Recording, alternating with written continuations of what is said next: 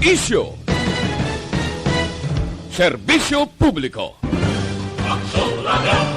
Sa Bacolod, Aksyon Radio. Aksyon Radio!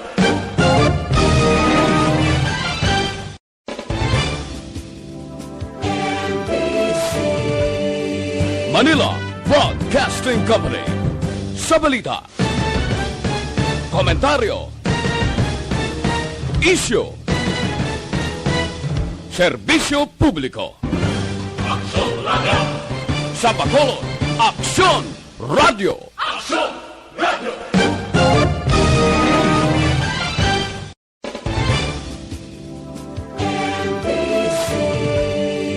Manila Broadcasting Company. Sa balita, komentaryo, isyu, serbisyo publiko. Aksyon Radio! Sa Bacolod, Aksyon Radio. Aksyon Radio!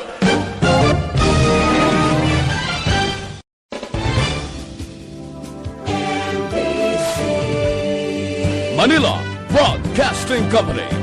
Sa balita, komentaryo, isyu,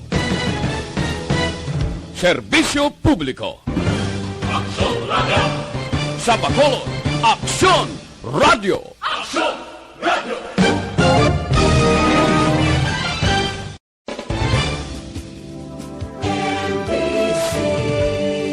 Manila Broadcasting Company. Sa balita, komentaryo, isyu, serbisyo publiko. Aksyon Radio! Sa Bacolod, Aksyon Radio. Aksyon Radio!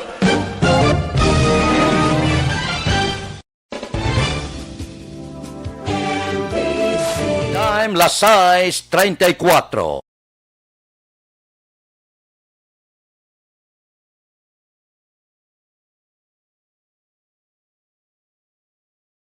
Action Reports, second portion. Di kalidad, kag madalong ng mga analisis sa pinakainit na balita sa bilog na probinsya kag nasyon. Action Reports, second portion. Patas kag balanse na komentaryo sa mga issues kag mga balita nga nagaapekto sa mga pumuluyo sa adlaw-adlaw nga tanan. Action Reports, second portion. Upod sa veterano kag respetado nga komentarista, Action Fred Salanga. Karon nga adlaw Sabado pitsa 18 na bulan sang Setyembre tuig 2021. Anano ang mga balita kag isyu ngaton arangkadahon para karon nga adlaw Sabado. Boperte, Presidente Rodrigo Duterte porte ang bombardiyo kay Senador Richard Gordon.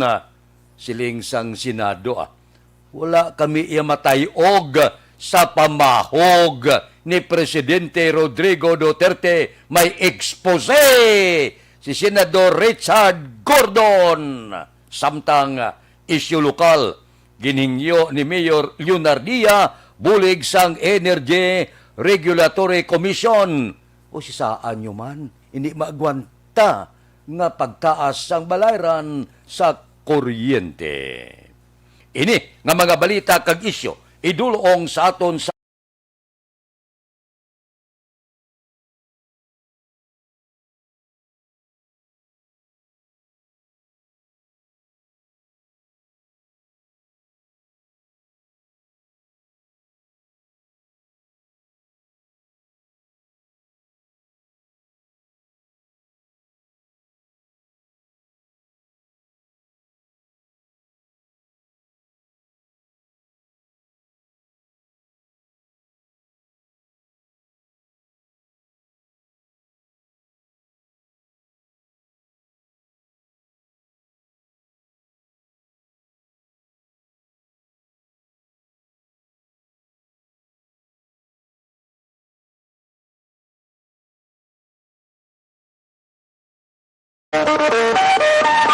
Action Radio Philippine Standard Time, las 6:36.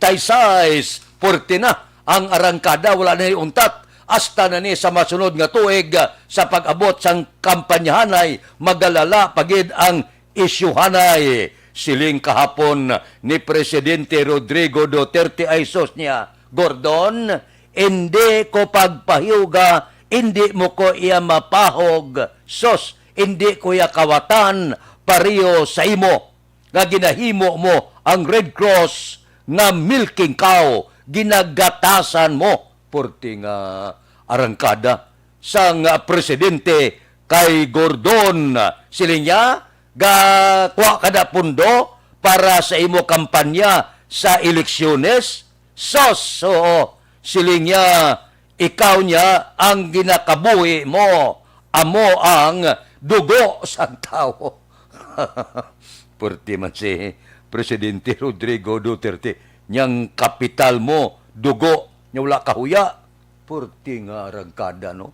First time niya mo sa kasaysayan sa pungsod Pilipinas nga ang presidente kontra senador. Persulanay ang balbalanay. Purti, saan wayan matapos ni? Ang arangkadahay, matapos lang ini, matapos man eleksyon guro sa tuig 2022. Ti siling sang presidente sos niya ho. Daw madula ang akon respeto. Yang ako niya kabinete, wala niya tanan, tinlo niya, hindi niya kawatan. Galing ang tao yatos una sa Bureau of Customs kasi Peldon, dinako po. Ginpadakop sa Sandigan Bayan, kay ang rason, smuggled nga bugas. Ambot kon. Paano ini i-explicar? Puerte. So, grabe ang balbal ni Presidente Rodrigo Duterte kay Senador Richard Gordon. Sa aton pagbalik, may ara pasaring, may ara expose si Senador Richard Gordon, batok man sa pila ka mga tilimanan kag subong man kaalyado ni Presidente Rodrigo Duterte. Talakayon tayo na sa aton pagbalik. Stalbay.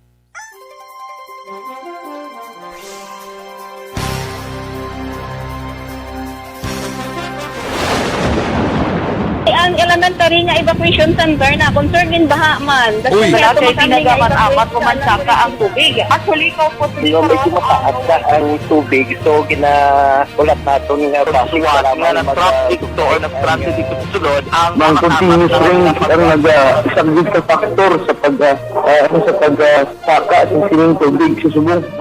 Hunyo 4, 2021, sang formal na ginanunsyo sa Pag-asa ang panahon sang tig-ululan o rainy season sa Pilipinas. Gani, nauman ang maulan nga panahon umpisa subong tugtog Nobyembre 2021. Ang Pilipinas sa mayar sang early warning system para mahibaluan ang lakat sang panahon. Gani, wala sang rason nga hindi kita makapreparar karon nga rainy season. Yari ang ilang mga action tips nga dapat mo may baluan karon nga panahon sang tig-ululan. Kung nagapuyo sa lugar nga masami ginabaha, mag-monitor sa balita para sa anunsyo sang Pag-asa sa lakat sang panahon. Isa sa pinakapos nga pamaagi para malikawan nga magsulod ang baha sa balay, among paggamit sang sandbag. Ang sandbag ang isa kasako nga may unod nga balas nga pwede ibutang sa pertahan upon ginaagyan sang tubig para temporaryo nga makontrol ang pagsulod sang tubig sa inyong nga balay. Antes naman ng rainy season, dapat nakapreparar ka na sa pagkaon, flashlight, pito, kandila, hygiene kit, power bank, transistor radio, importante nga mga dokumento, kag iban pa nga kinahanglanon. Ini ang dapat isulod sa go bag nga dapat ibutang sa isa ka lugar nga mapus kuhaon sa tion nga kinahanglan nga mag-evacuate. Sa tion sa pagbaha dapat butangan sang tape ang saksakan sang mga outlet kag ibutang sa mataas nga mga lugar ang appliances. Kunyara sa evacuation center, dapat man nga ipatuman ang minimum health protocol, face mask, face shield kag social distancing batok sa COVID-19. Sa panahon sa tig-ululan, dapat man proteksyonan ang ikaayong lawas batok sa tila ka mga masakit, kang isang dengue, leptospirosis, cholera, typhoid fever, hepatitis A, influenza, kag iban pa. Nagpanugyan man ang DOH kay pabili ng proper hygiene kay pag-inom sang limpyo nga tubig. Lutuon sang gusto ang pagkaon para malikawan ang contamination. maghugas sang kamot antes kag pagkatapos ang kaon kag matapos nga mag-usar sang banyo. Likawan man ang paglangoy o kon pagtubog sa baha. Kini sa Action Dale Salazar para sa Action Tips nga nagapahanundong nga maghalong sa tanan nga tion. Ang elementary nga evacuation center na concern din baha man. Uy. Dati Pinagaman apat kumansaka ang tubig. Actually, ko po medyo mataas na ang tubig. So, ginaulat natin nga pasiwala nga ng traffic to or ng transit dito sa sulod. Ang continuous rain ang nag-subject sa factor sa pagsaka sa sining tubig sa subong. Hunyo 4, 2021, sang formal ay ginanunsyo sa Pag-asa ang panahon sang tig-ululan o kon rainy season sa Pilipinas. Gani, ilauman ang maulan nga panahon umpisa subong tugtog Nobyembre 2021. Ang Pilipinas sa mayar sang early warning system para mahibaluan ang lakat sang panahon. Gani, wala sang rason nga hindi kita makapreparar karon ni rainy season. Yari ang pila ka mga action tips nga dapat mo may baluan karon nga panahon sang tig-ululan. Kung nagapuyo sa lugar nga masami ginabaha, mag-monitor sa balita para sa anunsyo sang Pag-asa sa lakat sang panahon.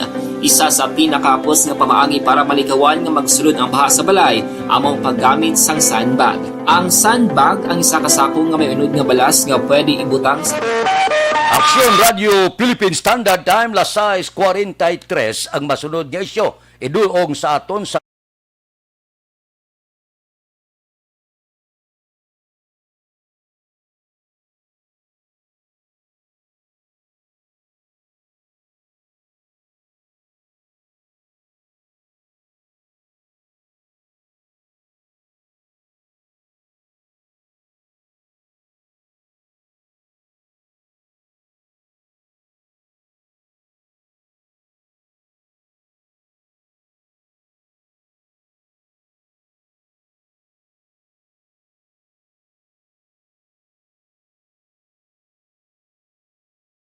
Aksyon Radio Philippine Standard Time, las 6:44. Hindi magpasubahar ang Senado. Ginapulihan na subong ang Senado ni Presidente Rodrigo Duterte kag ang mga kongresista sa Kamara de Representantes nga kaalyado sang presidente siling ni Senador Richard Gordon Aisos niya. Hindi mo kami iya mapahog. Sige kami, bisan arangkadahon kami, sang pila ka mga kaalyado sang presidente sa Kamara ang investigasyon magapadayon bangod masyado kaklaro. Nagapokus kami sa isyo sang korupsyon kag ang ebidensya masyado kabaskog. Porte nga arangkada. Are, may expose si Senador Richard Gordon. Ini balantayan ini. Ginbulgar ni Senador Richard Gordon nga ang mga opisyal sang Pharmaceutical Corporation nakabakal kuno sang mga malahalon nga salakyan matapos makuha ang kontrata halin sa gobyerno. Bilyon ato ang kontrata. Ining parmali nga ni, gamay lang kayo. Daw, bago lang gintukod gali mo. Gintukod lang niya, purposely guro, sa paghatag sang kapital sang gobyerno. Amo ni mga aligasyon. Din kakita niya kung matuod ini nga report. Nga pagkatapos nga makuha ang bilyon na kontrata sa gobyerno, ang corporate secretary sang kompanya nga si Muhit Dargani nga ni, nakabakal kuno sang Porsche nga salakyan. Hindi galing kuya kabalo ko nung salakyan kay di ko kabalo mag-drive mo. Galing kay Manti. Amo ining report. Ang Porsche 911 Turbo S nagabalor sang 8.5 milyones. Hindi man kogid masyado ka hibalo kon ano ini klase nga mga salakyan. Pero ti makatilingala 8.5 milyones por Dios por santo. Ang presidente sang Parmali suno kay Gordon nga si Twinkle Dargani nakabakal Lamborghini Euros. Po grabe nga mga salakyan, no? Though hindi ko pamilyar sini. pero nagabalor 13 milyones. Ha? Amo ning bilis ang Lamborghini.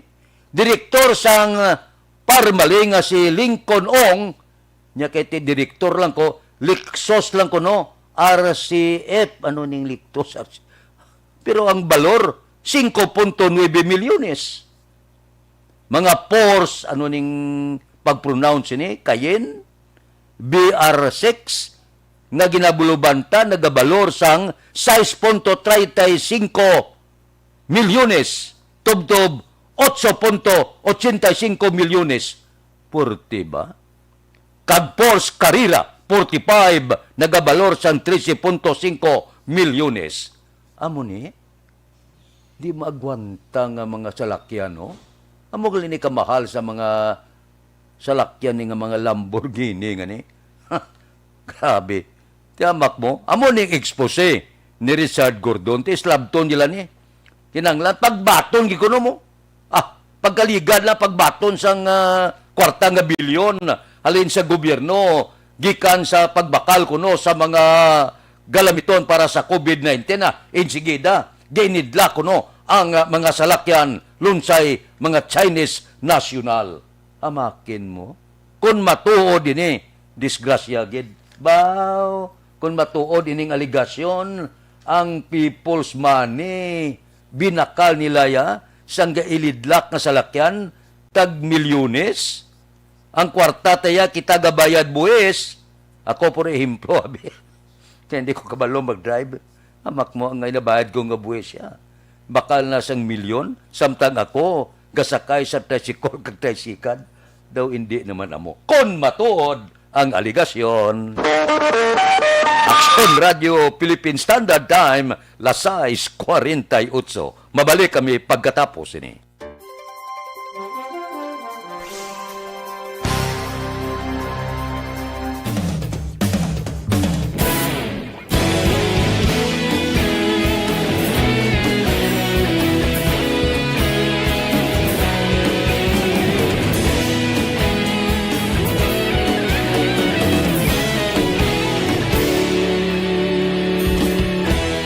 Agapasang banwa, mabugnaw nga hangin agadapyan na. Ikaw nang ginapamatian namon ginasandigan. Tingog sang probinsya, kamatuuran ginapalap na. Minsay nga may dala, paglaom kag kasanat.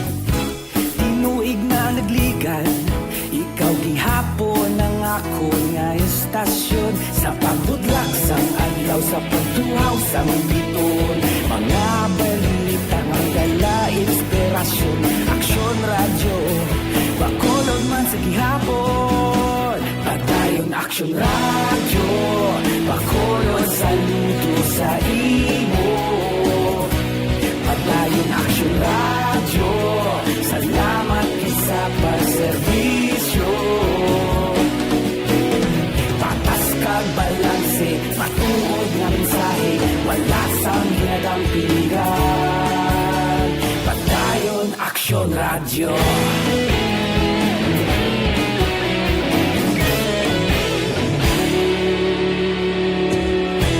Pagkulong nun kag negrosanon, inyong pamatian. Stasyon nga nagapalaplag sang kamatuuran.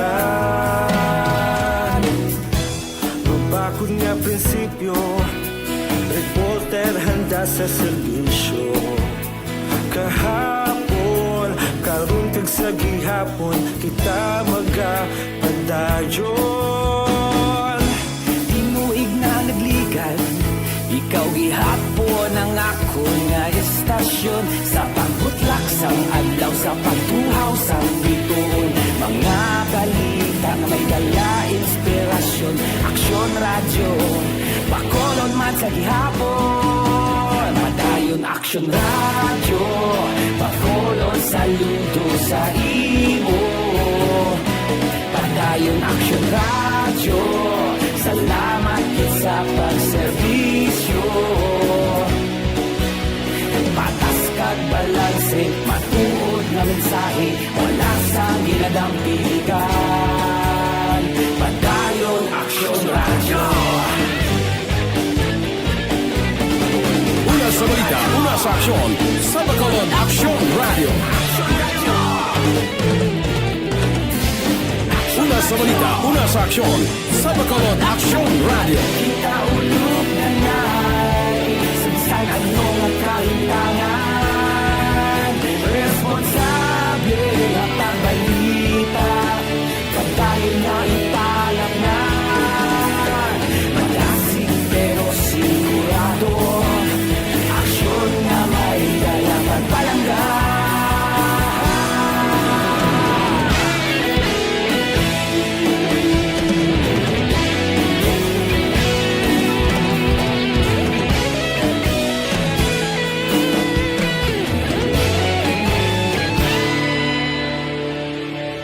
Madayon Aksyon Radyo, Bacolod saludo sa imo.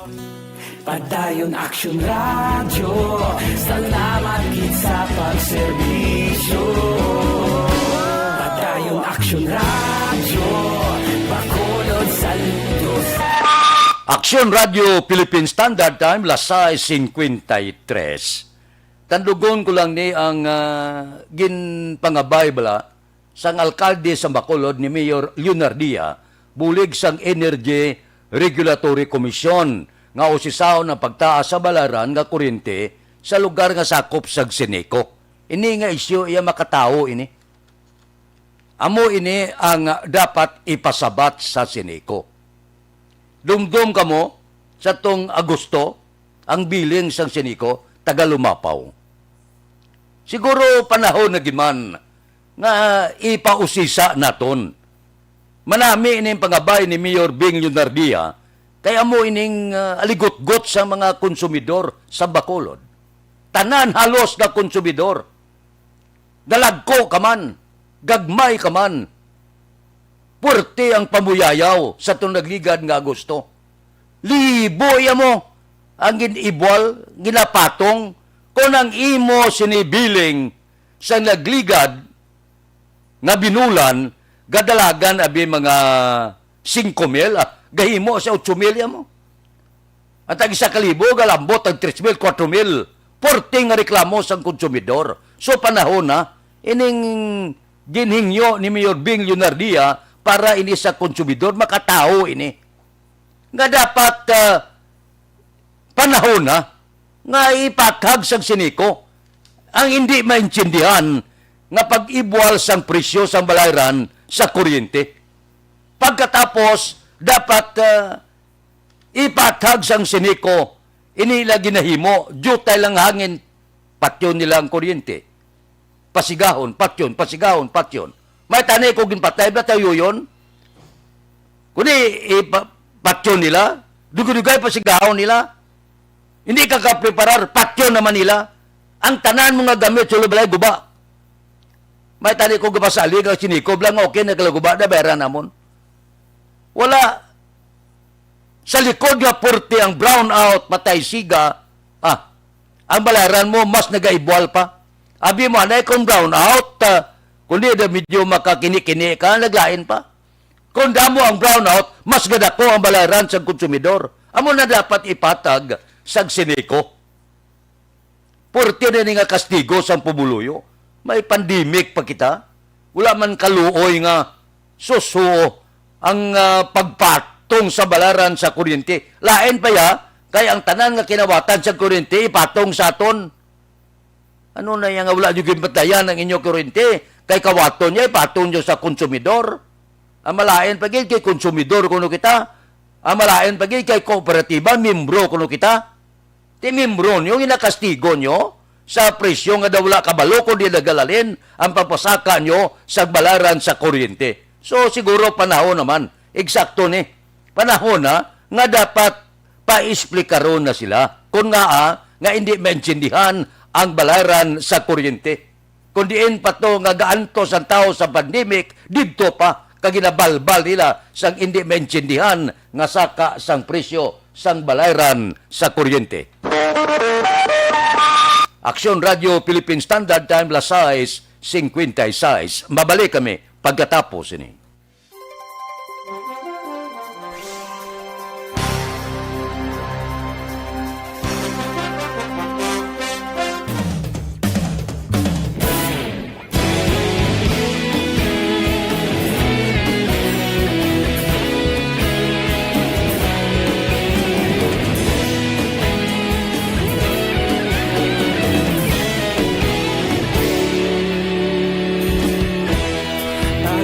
Simbanwa, mabugaw nga hangin nagadapyan na.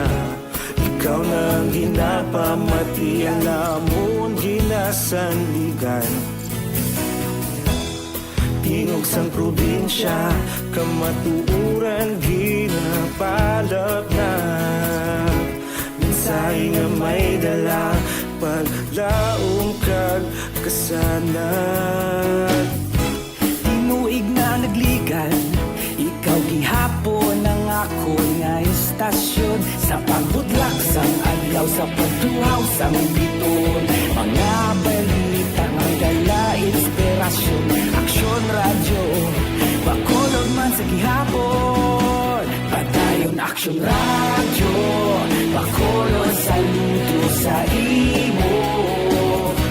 Padayon aksyon radyo, salamat sa pagserbisyo.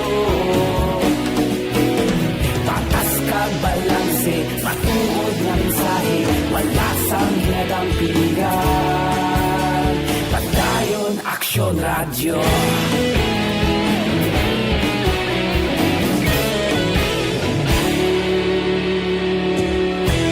Bakulon nun kag Negrosanon, inyong nga pamatian. Stasyon nga nagkapalaplag sang kamaturan. Mabakod nga prinsipyo, reporter handa sa serbisyo. Kahapon, karon kag sa gihapon, kita magapadayon. Tinuig na nagligan, ikaw gihapon ang ako nga istasyon. Sa pagbutlak sang adlaw, sa pagtuhaw sang biton. Mga balita na may dala, inspirasyon. Aksyon radyo, bakolon man sa gihapon. Padayon aksyon radyo, bakolon saludo sa imo. Padayon aksyon radyo, salamat sa pagserbisyo. Patas ka. Aksyon Radio Philippine Standard Time, las 7. Standby na sa aton Aksyon Balita Morning Edition. Upod kita kay Aksyon Boy Duran kag Aksyon Eden Aboso. Aksyon Fred Salanga, una sa balita, una sa aksyon. Sa Bacolod, Aksyon Radio.